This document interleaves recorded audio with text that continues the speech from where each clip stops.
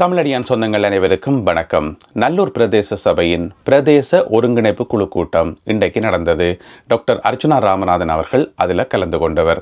அதனால் நிறைய விஷயங்கள், நிறைய ரகசியங்கள் வெளியில் வந்திருக்குது. மறைக்கப்பட்டிருக்க வேண்டிய விஷயங்கள், அவர் போயிருக்காட்டி நிறைய விஷயங்கள் மறைக்கப்பட்டிருக்கும். அவர் போனபடியாக நிறைய விஷயங்கள் வெளியில் வந்திருக்குது. என்னென்ன விஷயங்கள் என்று சொல்லி விரிவாக பார்க்க போகிறோம். அதுக்கு முதல், இப்போ உங்களுக்கு தெரியும், உள்ளூராட்சி சபை தேர்தல் அறிவிக்கப்பட்டிருக்கிறது. மே மாதம் 6ஆம் தேதி. பொதுவாக தேர்தல் ஒன்று அறிவிக்கப்பட்ட பிறகு இந்த மாதிரியான ஒருங்கிணைப்பு குழு கூட்டங்கள் நடத்தக்கூடாது. ஏனென்று சொன்னால் அதை ஒரு கட்சி, அதாவது ஆளும் கட்சி தங்களுக்கு சார்பாக பயன்படுத்தலாம், தங்களுக்கான தேர்தல் பிரச்சாரமாக பயன்படுத்தலாம், சில சலுகைகளை அறிவித்து போட்டு வாக்குகளை பெறத்துக்கு அது ஒரு வாய்ப்பாக பயன்படுத்தலாம் என்ற காரணத்தால் பொதுவாக இப்படி நடத்தப்படுற இல்லையா. ஆனால் இந்த முறை அப்படி நடத்தப்பட்டிருக்கிறது. இன்றைக்கு காலமாக நல்லூர்லையும் பின்னேரம் வேலணையிலையும் இது நடத்தப்பட்டிருக்குது. சரி, நல்லூரில் என்ன நடந்ததுன்னு சொல்லி பார்ப்போம். அதுக்கு முதல், நான் ஏற்கனவே சொன்ன மாதிரி டாக்டர் அர்ச்சுனா ராமநாதன் அவர்கள் இதில் கலந்து கொண்டபடியாத்தான் நிறைய விஷயங்கள் வெளியில் வந்திருக்குது. ஏன்னு சொன்னால், இதுக்கு முதல் நடந்த அபிவிருத்தி குழு கூட்டங்களில் பார்த்தீங்கன்னு சொன்னால், யாழ் மாவட்ட அபிவிருத்தி குழு கூட்டம் நடந்தது, மாவட்ட அபிவிருத்தி குழு கூட்டம். அதுக்கு பிறகு கிளிநொச்சியில் நடந்தது. ரெண்டிலேயும் டாக்டர் அர்ச்சுனா ராமநாதன் அவர்கள் கலந்து கொண்டு அதில் கேள்விகள் எல்லாம் கேட்டு நிறைய விஷயங்களை சுட்டி காட்டித்தான் அவளாம் பரபரப்பாகி வைரலாகி வெளியில் தெரிய வந்தது. அதுக்கு பிறகு தான் டிசிசி கூட்டம் என்றால் இப்படித்தான், அதுக்குள்ள என்னென்ன விஷயங்கள்லாம் கதைக்கப்படும் என்று சொல்லி பொதுமக்களாகி எங்களுக்கு தெரிய வேண்டி வந்ததே டாக்டர் அர்ச்சுனா ராமநாதன் அவர்கள் கலந்து கொண்டு கேள்விகள் கேட்க போய் தான். இதை யாருமே மறுக்கவே முடியாது. அதுக்கு பிறகு பார்த்தீங்கன்னு சொன்னால், வவுனியாவில் அபிவிருத்தி குழு கூட்டம் நடந்தது, மன்னாரில் நடந்தது, திருகோணமலையில் நடந்தது, மட்டக்களப்பில் நடந்தது. எங்கே சொல்லுங்க பாப்போம், யாருக்காவது ஏதாவது தெரியுமான்னு சொல்லி விவரங்கள். அந்த கதைகள் வெளியில் பெருசாக வரவே இல்லை.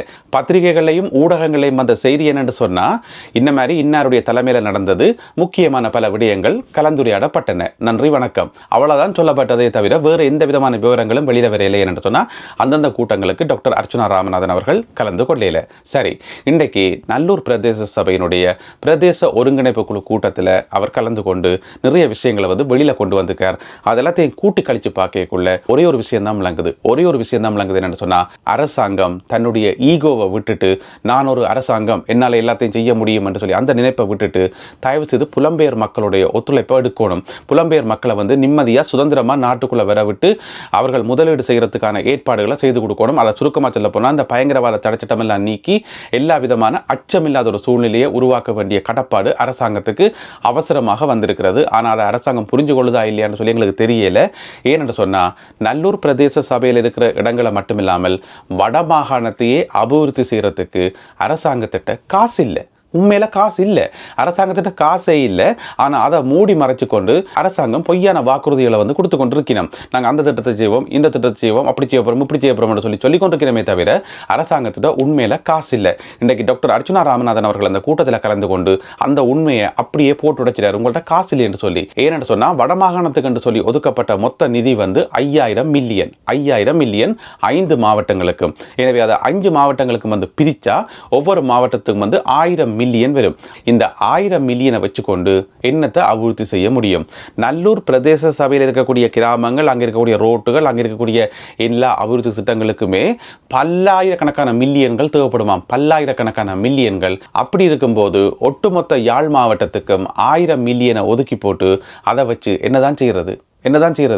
எனவே அரசாங்கம் வெளிப்படையாக மக்களுக்கு உண்மையை சொல்லணும். இங்கே பாருங்க, எங்களோட காசு இல்லை, எங்களால் அபிவிருத்தி செய்ய முடியான்னு சொல்லி. அப்படி உண்மையை ஒத்துக்கொள்றது மட்டுமில்லாமல், இங்கே புலம்பெயர் நாடுகளில் நிறைய புலம்பெயர் மக்கள் இருக்கிறோம், நாட்டை நேசிக்கக்கூடியாக்கள், நாட்டை அபிவிருத்தி செய்யக்கூடியாக்கள் இருக்கிறோம். அதுக்குரிய வசதியை ஏற்படுத்தி தரணும் அரசாங்கம். பயங்கரவாத தடைச்சட்டத்தை நீக்கணும். மக்களை நாட்டுக்குள்ளே உங்களுடைய பகுதிகளை நீங்களே அபிவிருத்தி செய்யுங்கன்னு சொல்லி ஒரு சுதந்திரத்தை விட்டால் நாங்களே வடிவாக செய்வோம். எந்த விதமான பிரச்சனையுமே இல்லை. ஆனால் அரசாங்கம் அதுக்குரிய வழியை ஏற்படுத்தி தராமல், அதுக்கு எந்த விதமான பதிலையும் சொல்லாமல், தாங்களும் செய்யாமல், சொல்லிடுமே, தானும் படுக்காமல் தள்ளியும் படுக்காமல், ஒரு விதமான அபிவிருத்தியும் இல்லாமல், அரசாங்கத்திட்ட காசு இல்லை. இப்போ சொல்லினோம், இந்திய அரசாங்கம் தரும், இந்திய உயர்ஸ்தானிகரோட நாங்கள் கதைச்சிருக்கிறோம், அவர்கிட்ட எடுத்து சொல்லிக்கிறோம், சீனாவில் கதைச்சிக்கிறோம், அங்கே காய்ச்சிக்கிறோம், இங்கே காய்ச்சிக்கிறோம்னு சொல்லி. இதைத்தான் டாக்டர் அர்ச்சுனா ராமநாதன் அவர்கள் பாராளுமன்றத்தில் தெளிவாக சொன்னவர். ஆண்டி எடுப்பானாம் பிச்சை, பிறகு தான் எடுத்த பிச்சையில் ஒரு பிச்சை எஞ்சால போடுவானாம் என்று சொல்லி அதே கணக்கு தான் இப்போ போய்கொண்டிருக்குது. எனவே நல்லூர் பிரதேச சபையினுடைய அபிவிருத்தி குழு கூட்டத்தில் இன்றைக்கு எடுக்கப்பட்ட முடிவுகள் எதுவுமே நடக்க போறதில்லை என்றுதான் தெள்ள தெளிவாக எங்களுக்கு விளங்குது. அங்க இருக்கக்கூடிய சாதாரண ரோட்டுகளை போடுறதுக்கே அரசாங்கத்திட்ட காசு இல்லையா. இதுக்குள்ள அரசாங்க தரப்பில் கலந்து கொண்ட பாராளுமன்ற உறுப்பினர்கள் பொதுமக்களை பார்த்து கேட்டிருக்கிறோம், நீங்கள் ப்ரொபோசல் தாங்கன்னு சொல்லி. அதென்ன ஒவ்வொரு முறையும் ப்ரொபோசல் தாங்கன்னு கேட்கறது. பொதுமக்களும் வேலை மெனக்கட்டு கை வலிக்க எழுதி கொடுத்தா பிறகு அதை தூக்கி ஒரு ஓரமா போடுறது. உண்மையான அரசாங்கமாக இருந்தால் பொதுமக்கள்கிட்ட ப்ரொபோசல் தாங்கன்னு கேட்க வேண்டிய அவசியமே இல்லை. பாராளுமன்ற உறுப்பினர்களுக்கு அது வேலை இல்லை. மக்களோட குறைகளை கேட்கத்தான் வேணும், இல்லையென்று இல்லை. அதுக்காக ப்ரொபோசல் எல்லாத்தையும் மக்களால் எழுதித்தரணும், அதை வச்சு கொண்டு தான் நாங்கள் முடிவெடுப்போம்னு சொல்லி கேட்க வேண்டிய அவசியம் இல்லை. அரசாங்கமே தங்களுடைய நிர்வாக அதிகாரிகளை வச்சு, தங்களுடைய கவர்மெண்ட் ஏஜென்சிகளை வச்சு இந்த மாதிரியான ப்ரொபோசல் எல்லாத்தையும் அவர்களே எழுதி போட்டு மக்களுக்கு நல்ல திட்டங்களை செய்யணுமே ஒழிய மக்களை பார்த்து ப்ரொபோசலை கொண்டு வான்னு கேட்கக்கூடாது. அது முற்று முழுதாக ஏமாத்துற வேலை. எனவே இன்றைக்கு நடந்த நல்லூர் பிரதேச சபையினுடைய ஒருங்கிணைப்பு குழு கூட்டத்தில் என்னத்துக்காக அந்த கூட்டம் கூட்டப்பட்டே தெரியல. அதில் ஒரு முடிவும் ஒழுங்கா எடுக்கல. ஏனென்றால் அரசாங்கத்தில் காசு இல்லை. பழைய வீட்டு திட்டங்கள் எல்லாம் வீடெல்லாம் அத்திவாரம் போடப்பட்டு கொஞ்சம் கட்டப்பட்டு இன்ற வரைக்கும் கனகாலமாக குறையா இருக்காம். அது பல இடங்கள் இருக்கு. யாழ்ப்பாணத்தில் மட்டுமில்லை, வன்னிக்குள்ளேயும் கன இடங்கள் இருக்குது. பழைய காலத்தில் வீட்டு திட்டங்கள் நிறைவு செய்யப்படாமல் அதுக்கு கேட்டதுக்கு அதுக்கு ஒரு ஒழுங்கான பதிலை சொல்லாமல் அதனை நாங்களாக கொண்டு நாங்கள் அது முன்னே அரசாங்கத்தில் கொண்டு வரப்பட்டது, சஜித் பிரேமதாசாவால் கொண்டு வரப்பட்டது. அதிலையும் பார்த்தீங்கன்னு சொன்னால் ஆளுங்கட்சியினுடைய பாராளுமன்ற உறுப்பினர் டாக்டர் பவானந்த ராஜா டாக்டர் அர்ச்சுனா ராமநாதனை பார்த்து கேட்கிறார், சஜித் பிரேமதாசா உங்களுடைய ஆள் தானே, எனவே நீங்கள் அவரோட கதையுங்கள் என்று சொல்லி. இப்போ இதை பற்றி கதைக்க வேண்டிய இடமா இந்த அபிவிருத்தி குழு கூட்டம்? அங்கே இதையா கதைக்கிறது? எனவே இப்படி தேவையில்லாமல் நேரத்தை வீணாக்கணும்னா பொதுமக்களுக்கு கோபம் வந்துட்டுது. பொதுமக்கள் எழுப்பி பேச ஆரம்பிச்சிருக்கணும், இங்கே எங்களுக்கு எவ்வளோ பிரச்சனைகள் இருக்குது, எங்களுக்கு எவ்வளோ தேவைகள் இருக்குது, நீங்கள் உங்களோட அரசியல் பிரச்சனைகளையும் அரசியல் நக்கல் நையாண்டிகளையும் கொண்டே வெளியில் வையுங்கன்னு சொல்லி பொதுமக்கள் குழம்பிட்டோம். பொதுமக்கள் சொன்னதில் எந்த விதமான பிழையும் இல்லை. ஏனென்று சொன்னால் அவையில் போயிருந்தோடு எங்களுக்கு அபிவிருத்தி வராதா, ரோட்டு போடப்படாதா, வீடு கட்டப்படாதான்னு சொல்லி மக்கள் ஏக்கத்தோடு இருக்கும்போது இங்கே பாராளுமன்ற உறுப்பினர்கள் அடிபட்டு கொண்டிருக்கிறது ஏற்றுக்கொள்ளக்கூடியதில்லை. எனவே இன்றைய கூட்டத்தினுடைய சுருக்கம் என்னென்னு சொன்னால், அரசாங்கத்திட்ட காசு இல்லை, எந்த விதமான அபிவிருத்தி திட்டங்களும் செய்யப்பட போறது இல்லை. அதுக்கு நிதிக்கு அரசாங்கம் இந்திய அரசாங்கத்தையும் சீன அரசாங்கத்தையும் எதிர்பார்த்து கொண்டிருக்குது. இதெல்லாம் நடக்கிற கதை இல்லை. எனவே புலம்பெயர் மக்கள் சம்பந்தமாக அரசாங்கம் ஒரு தெளிவான முடிவு ஒன்று எடுக்கணும்.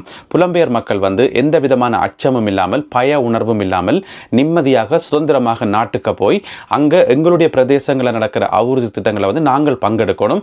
நாங்கள் நேரடியாக அங்கே தலையிட்டு நாங்கள் நிதி ஒதுக்கி நாங்கள் செய்யக்கூடிய மாதிரி இருக்கணும். அதற்கான சகல ஏற்பாடுகளையும் அரசாங்கம் செய்து தருமாக இருந்தால் அவையின் சுமதான் குறையும். எனவே அவையிட்ட காசு இல்லாட்டி பரவாயில்ல, நாங்கள் செய்துட்டு போகிறோம். அதில் என்ன ஈகோ பார்க்க வேண்டி கிடக்குது? ஏன் ஈகோ பார்க்க வேண்டி இருக்குது? அதுக்குரிய சரியான பொறிமுறையோட கட்டி எழுப்பினாலே போதும். அந்த பொறிமுறை சரியா இருக்கணும், தமிழ் மக்களுக்கு நன்மை தர்ற மாதிரி இருக்கணும், யாருக்கும் எந்த பாதிப்பும் இல்லாமல் இருக்கணும். அப்படியான ஒரு பொறிமுறையோட உருவாக்கி போட்டு எல்லாத்தையும் சுதந்திரமாக விட்டா எல்லாம் சரியா நடக்கும். ஆனால் அப்படி விடாமல் இல்லாத காசை வச்சுக்கொண்டு பொய்யான வாக்குறுதியை கொடுத்து இனியும் மக்களை ஏமாற்ற முடியாது. இதுக்கு தான் சொல்றது அந்த ஒரு நல்ல எதிர்க்கட்சி வேணும் என்று சொல்லி. இப்போ டாக்டர் அர்ச்சுனா ராமநாதன் அவர்கள் பயப்படாம நிறைய விஷயங்களை சுட்டி காட்டுறபடியால, நிறைய விஷயங்களை ஓப்பனா போட்டுடைக்கிறபடியால எப்பவுமே ஆளுங்கட்சி எதிர்க்கட்சி என்று இருக்கும்போது மக்களுடைய பக்கம் அதிக அளவில் நிற்கக்கூடிய கட்சி எதிர்க்கட்சி தான், நிச்சயமாக எதிர்க்கட்சி தான்.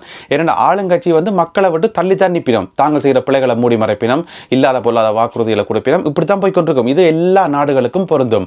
எனவே எதிர்க்கட்சி தான் எப்பவுமே மக்களுடைய பிரச்சனைகளை உண்மையாக கதைக்கும். இப்போ நல்ல ஒரு எதிர்க்கட்சி பாராளுமன்ற உறுப்பினராக டாக்டர் அர்ச்சுனா ராமநாதன் அவர்கள் இருக்கிறார். எனவே அவர் இன்றைக்கு நல்ல ஒரு கூட்டத்தில் கலந்து கொண்டு நிறைய விஷயங்களை வெளியில் கொண்டு வந்திருக்கார். அடுத்ததாக வேலணை சபை கூட்டத்தில் என்ன நடந்ததுன்னு சொல்லி தெரியல. இந்த காணொலி ஒளிப்பதிவு செய்யப்படும் வரைக்கும் அந்த விவரங்கள் வெளியில் வரையில. அங்கே என்னென்ன பிரச்சனைகள் இருக்கோ, அங்கேயும் என்னென்ன பொய்யான வாக்குறுதிகள் கொடுத்திருக்கிறோமோ தெரியல. முதல் அரசாங்கத்தை ஆதரித்து இந்த அரசாங்கம் நல்ல அரசாங்கம் போல இருக்கு, இந்த அரசாங்கம் வித்தியாசமான ஏதோ ஒன்றை நாட்டு மக்களுக்கு செய்ய போது என்று சொல்லி நம்பி இருந்த நிறைய பேர் இன்றைக்கு பெடப்பாகி அரசாங்கத்தை எதிர்த்து கேள்வி கேட்கிற அளவுக்கு வந்திருக்குது. எனவே எங்களுடைய வடக்கு கிழக்கு பிரதேசங்களை அபிவிருத்தி செய்யக்கூடிய சகல வல்லமைகளும் புலம்பெயர் மக்களாகிய எங்கள்கிட்ட இருக்குது. அரசாங்கம் இதுக்கான சரியான பொறிமுறையை உருவாக்கணும். ஈகோவை தூக்கி ஒரு பக்கம் ஓரமாக போட்டுட்டு சரியான ஒரு பொறிமுறையை உருவாக்கணும். அப்பத்தான் நாட்டில் அபிவிருத்தி சாத்தியமாகும்.